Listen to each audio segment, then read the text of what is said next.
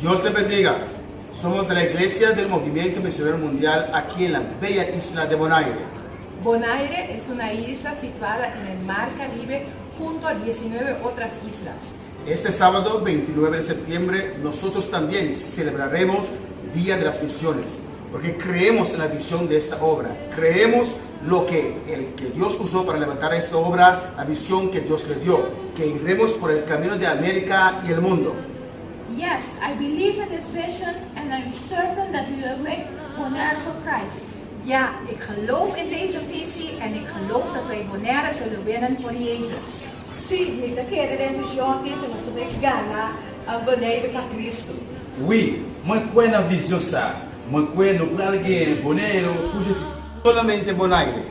Sino todo Caribe y donde quiera que Dios nos abra puertas. Porque el mundo es nuestro límite.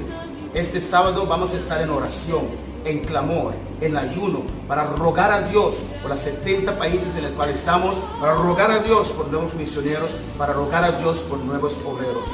Esta isla de Bonaire es una isla turística. Hablamos como 4 idiomas y dependemos de diferentes recursos para nuestra entrada.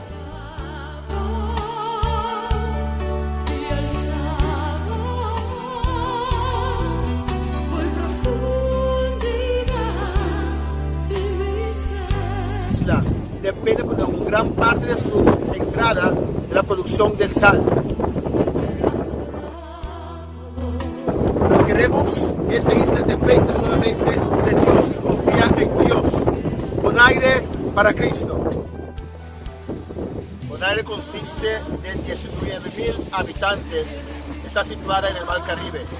Los primeros habitantes llegaron a esta isla como esclavos y tuvieron que vivir en estas condiciones. Pero Cristo vino a este mundo para darnos libertad, quitarnos la esclavitud del diablo y de las gentes y ser siervos del Dios viviente.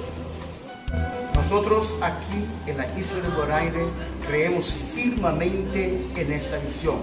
Nosotros creemos que ganaremos Bonaire y el Caribe para Cristo. ¡Sí, amén! ¡Sí, amén! Dios bendiciones.